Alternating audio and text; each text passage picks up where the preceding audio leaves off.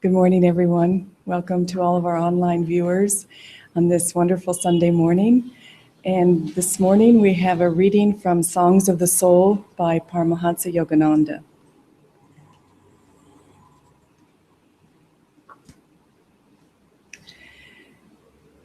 And the poem is called, When Will He Come? When every heart's desire pales before the brilliancy of the ever-leaping flames of God love, then He will come. When, in expectation of His coming, you are ever ready to fearlessly, grievously, joyously burn the faggots of all desires in the fireplace of life, that you may protect Him from your freezing inner indifference, then He will come.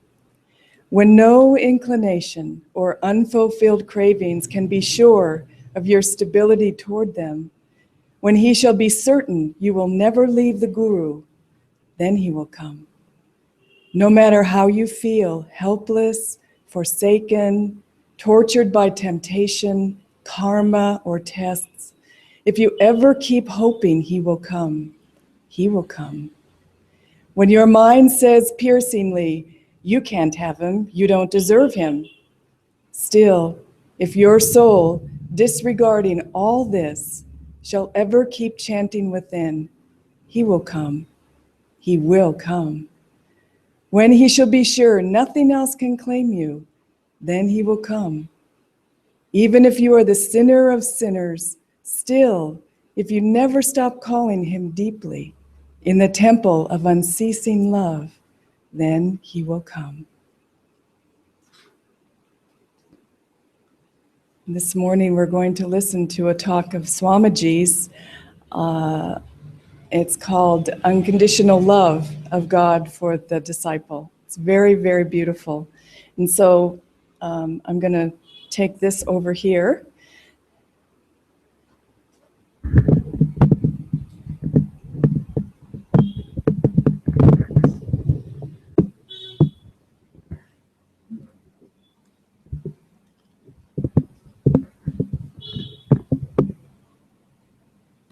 Gurur Brahma, Gurur Vishnu. Why did that happen? Oh man, just one sec. It was working, so I don't know why it's not.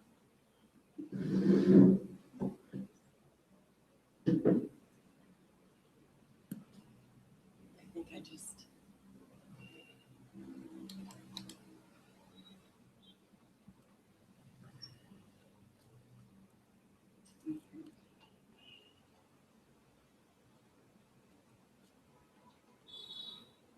Okay, here we go. I'm sorry for the delay.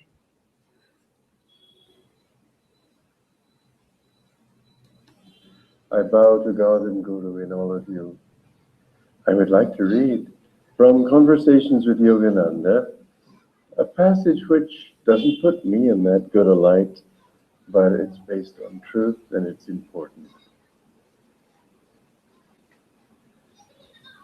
The Master had me join him on a number of occasions when he was receiving guests. One visitor came several times, always with great enthusiasm. When it came to learning the teachings, however, his exuberance was less in evidence.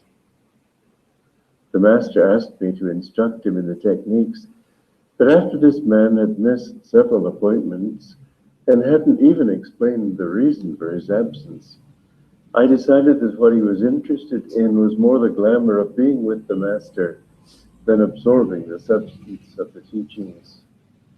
He isn't sincere, I said to the Master the next time this man had scheduled a visit. The Master smiled. Well, we'll have fun today. That was his only comment. What followed was the usual enthusiasm on the visitor's part, and the Master's smiling acceptance of him for who he was. I'm afraid that for my part, I was far from being so accepting. Later, the Master remarked to me how dry you were toward him. How many would be left here if I had behaved toward all of you that way, so unforgivingly. Throughout that man's long life, in fact, he retained toward the Master, in a rather unusual fashion, the attitude of a devoted disciple. You know, one of the beautiful things about a guru is his love. It's not conditioned by anything. And it's not that we stand in awe and say, oh, he loved that way. We've got to learn what the guru did. We have to learn to become also. These great saints and masters are born in this world, even when they don't have to come, to set an example for the rest of us, how we should behave. We love people usually because of how they behave toward us, or we approve or disapprove of their actions. In this case, I don't know how sincere that man was. Actually, he was a wonderful person. But if he didn't want to learn, then what was he for? And yet, I have to say, he's now in his 90s, and I know him still. And he's his own peculiar kind of type, but he does love the Guru, and he loves God. That's what Master looked for in people.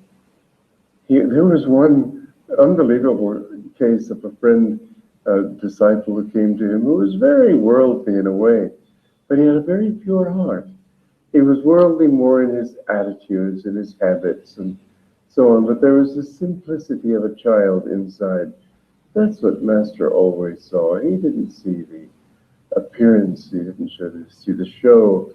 He saw your heart. And I say you, I don't say me or our, because these great masters are always with us.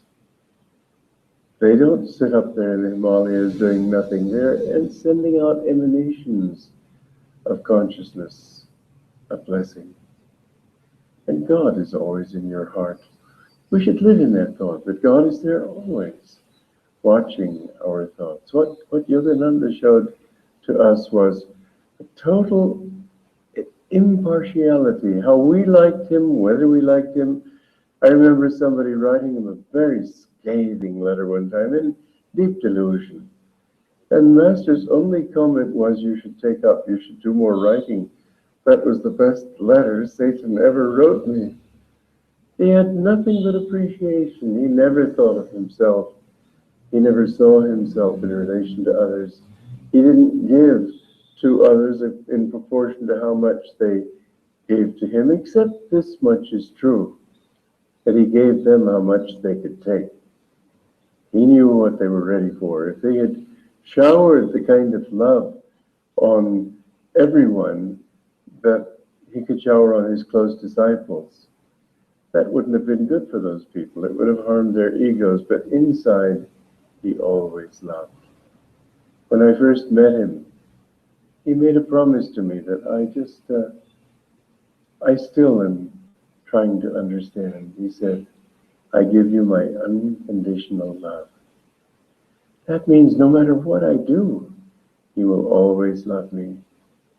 This is the kind of love you want to win from God. You do have it, but to get it verbally from a guru, to get it actually stated as a promise, that's quite a promise. I don't vaunt myself on it. I say, oh, isn't that something worth looking for, worth working for? Because how many mistakes we make in life. And the tendency is, when we make a mistake, to sort of think, oh, I hope he didn't see that one. But you know he did. How did he? Because he's you. You can't separate yourself from him. Every single thought, he's closer to you than your own thoughts. Because he is you. He's at the very core of your being. It's he who became you. And in a way, because God has many, many dimensions, in a way he suffers through your suffering. In the Shastras it says that God created the universe that he might enjoy himself through many. But does he enjoy himself when people suffer? Does he enjoy himself when people are ill? Does he enjoy the hatred and the evil and the jealousy and the greed? Of course he can't enjoy that, except as, well, yes, I've written plays in my life. I used to want to be a playwright, and I remember enjoying writing the part of the villain, but it's a different kind of joy. It's just that how villainous can I make him kind of thing and make him still believable. God in that way enjoys, but that's not the kind of way I mean. God really enjoys himself through many when we have reached the point where we can enjoy him in ourselves. In other words, your destiny is to help God to enjoy himself in you. When you find his joy, when you find that behind all your likes and dislikes and your ups and downs, your successes and your disappointments, when you can reach that point where really you feel joy inside. You know, years ago I went through a great test. I was in great suffering. And I had to give a talk, and people afterwards said they felt so much joy. I thought, joy? That's the one thing I wasn't conscious of, was joy. And then when having said that, when they said that, I sort of thought, well, yes, underlying my present pain, there was joy. From years of meditation. If you will meditate every day, you will find that it begins to develop a certain underlying current in your consciousness, so that even when the strain becomes great, and yes, you reach the point where you're above even that, but even when this pain and the suffering seem uppermost, they won't really be there. There will be this undercurrent of happiness. That is who you really are. The more you meditate, the more that begins to come up, because you see, you really are joy. You are made from joy. There is no other reality in the universe but Satchidanandam. God created everything out of bliss, but he broke that bliss up into so many relativities that it looks as if some of them are miserable and some of them are glad and all the variety, but underneath it all, there is, if you can look deeply enough, there is that joy. Underneath it all, if you go into a quiet place, you will hear Om. Underneath all the experiences of life, God is always there. He's watching, he's caring. Now, where do you get the ability to love? You see, the problem with man is this ego thought that we create, we do, we love, we hate, we feel joy, we feel sorrow. But the truth is that we are a part of a greater reality. We are a part of an infinite love. That's how we can love. We don't create anything. We can only give manifestation to that which exists. And if you will try to manifest the love in your own nature, if you will, like a song of mine, which we'll be singing later, what is love? Is it only ours? Or does love whisper in the flowers? Surely we, children of this world, could not love by our own powers. It's God's power that gives us the ability to love. I remember back when I was sort of learning to write music and songs, and I used to attend a group of people who used to sit together and sing, and there were people of all ages there, and I remember I drove a few of them home, and there was this teenage girl, about 16 years old, and she announced that she didn't believe in love. Well, I'd had a discussion earlier that evening with a young man, 18 or so, and he told me he didn't believe in God. And I tried to show him how, for all logical points of view, there just has to be a God. But he couldn't accept it for the simple reason, and this is the only reason people really are atheists. He had a definition of God. He couldn't fit any concept of what God ought to be with that definition. It's definitions people don't believe in.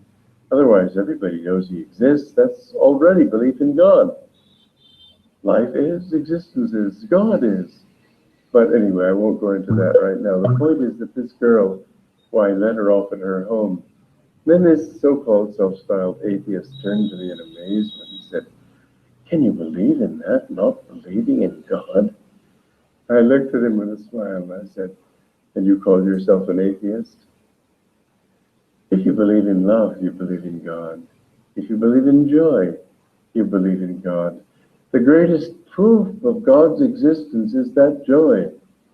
Now, the trouble is that we think of joy like that little sliver of glass on the ground with the sun shining on it, and the sun moves, gets behind a cloud, whatever, and where is the light?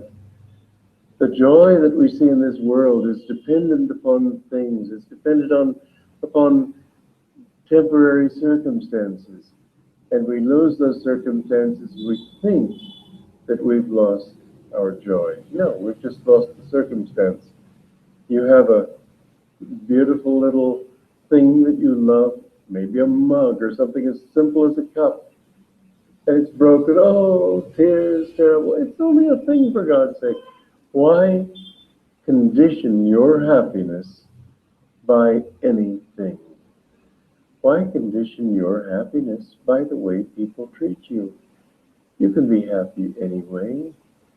People can scowl, that's their problem. Why let it be your problem? People can shout at you, be sorry for them if you like, but why get excited about it?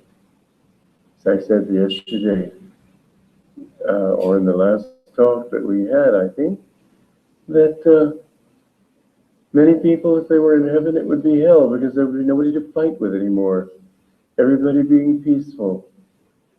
Learn to enjoy yourself. You can't get up in the mountains and see that beauty and just be thinking in terms of, oh, how hungry you are. Forget yourself. This is the source of all our problems in life. We think too much of ego, too much of where do I fit in? What do other people think of me? You know, they're probably thinking, what do you think of them?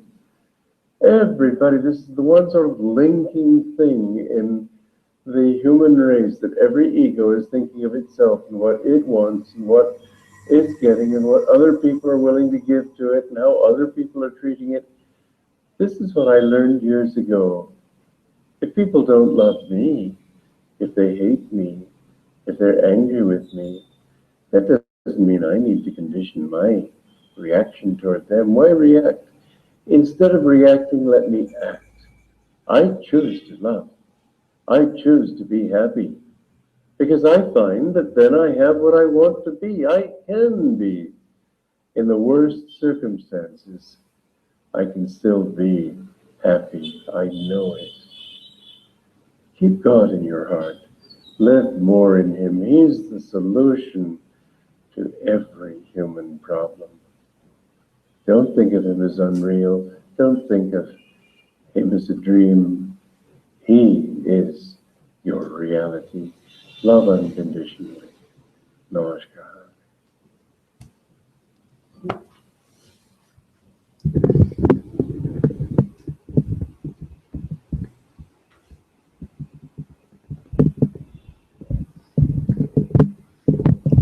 And that's our Swamiji giving us direction as he did every moment of his life and to us on how to live our lives. And he's exemplified that with every talk he's given, every book he's written, every conversation he's had, and every meaningful relationship that he's had with each one of us. And the story that Swamiji most wanted each one of us to know is that God loves each one of us, and that it really doesn't matter how people treat us, what status we have in the world, how smart people think we are, how successful we are, what people think of us. Nothing happens. He said there's that underlying joy, that underlying love that's always there. And the more we meditate, the more we practice Kriya Yoga, the more that bubbles up to the surface when we need it the most. When we're really seeking that guidance and that comfort in the middle of life's tests, it's there. And so we have to understand that it's not out there Circumstances pass, relationships end, life goes on. Age comes, we leave this body. But what's the one constant? What's the constant? It's that love for God. It's that love for God and that openness to His love for us.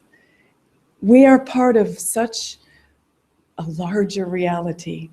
And when we meditate, the deeper we meditate, the more often we meditate, we touch that. We touch that reality, that joy, that love. And that becomes who we are in this world. We begin to understand that that is who we are. You know, I was just recently reading the autobiography of a yogi, the chapter on the resurrection of Sri Yukteswar. I recommend it. It's an amazing story. But Sri Yukteswar said something. I read it often, the autobiography of a yogi, but in this particular chapter, this time, this particular thing jumped out at me. And it was, Sri Yukteswar said, we think we're alone in this world. He said, the world is like a little basket hanging on the vast universes of the astral world, omnipresent, glorious, light-filled astral world. The human condition is like a little basket hanging. And he said, we think we're alone. But he said, all the people in the astral world, all of them have transcended the physical world and the physical body, their physical karma. They can see us. They can intuit our feelings. They know we're here. They are present for us. The great saints in that astral universe are there for us. We think we're alone only because we haven't realized that. But when we pray, he said, when we're concentrated and we pray and we concentrate on the object of our love, they're there for us, just like that. In an instant, a thought away. And that thrilled me because I thought all the time, you think you're all alone in this world. You just think we're doing it alone. Like Swamiji said about the ego. He said, everybody's thinking about their own ego. What do people think about me? What's happening in my life? What am I getting out of this? Everybody's thinking about their own ego. But you go beneath the surface and you start praying to God and the great saints, and they're right there. And they awaken in us the realization that we're right there too. Right now, in this very moment, present. We're presently in the presence of God. We are there. But we need to realize that. And if we can't realize it in deep meditation, Swamiji said, meditate anyway, but during the day it'll start bubbling up, if that's your karma. You'll start getting the right thoughts, the right intentions, the right things to do, the right guidance. Your heart opens. Good things can start happening into your life when you love God and when you're putting love out in your life. I love the story of Swamiji when he told us about Master, and he wrote about it in his path. And there was this man that all his life, Yogananda's life in America, he was his enemy. And he wasn't just negative towards him personally, but he wrote about him in the newspaper. He tried to ruin his reputation. Anybody that would listen, he tried to put Yogananda down. He did some unscrupulous things with the finances and the organization. He wasn't a very nice person to Yogananda. He was extremely jealous. But Yogananda always remained in his spine and always sent love, although they didn't communicate too much verbally because they were not too much in the same room. But at the end of Yogananda's life, the very end of his life, one of the last satsangs, there was this man in the room, and he was there. And then taking all of the hurt and the suffering and the accusations to the side, Yogananda looked over at him with pure love. And he said, you know, I will always love you. Isn't that beautiful? How many of us can have that kind of love for people that try to destroy us? How many? You know, I will always love you. And that's the love the Guru has for us. Each one of us, we don't have to try to destroy him. We're trying to be good. We're trying to be in tune. We're trying to do the right thing. We're dharmic people. We're sincere people. And so Master's love is there. The Guru's love is there. And so My prayer for all of us is that when Swamiji sat down in front of his guru, and the guru said, I give you my unconditional love, that promise becomes alive in our hearts for each one of us. I promise I will give you my unconditional love. And that means forever. That means no matter what. And that means very soon, very soon. Master said that when you sit at the feet of the guru, that it's just 1 or 2 lifetimes after that. Very soon, we too will hear that verbal phrase from our great guru and the God whom we love. Remember, I will always love you. I wanted to close by listening to one of Swamiji's songs, What is Love? It was his favorite song, and so we'll just listen to that before we do with the arati.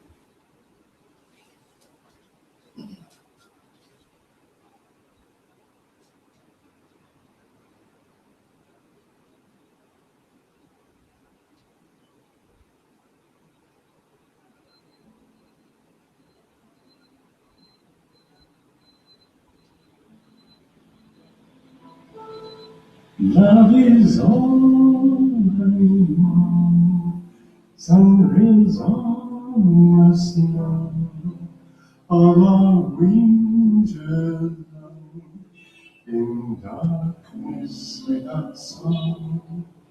Oh, my heart's a fire, burning all desire, only you remain, and life again. Too long I did stray, long lifetimes away. Imagined you did not care. I know now your smile was mine all the while. I listened and love was there. I can't breathe for love. All the stars above call to me, come home. Life's waves all ending flow. Only love can give all the pain I feel. What a fool was I to turn away.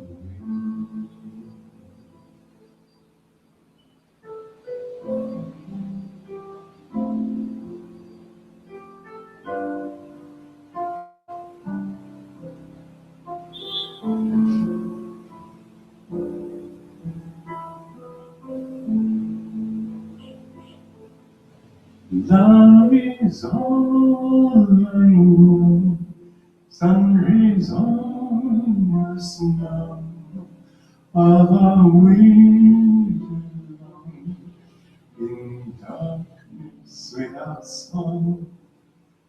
Oh, my heart's a fire, burning all desire. Only you remain, and life again.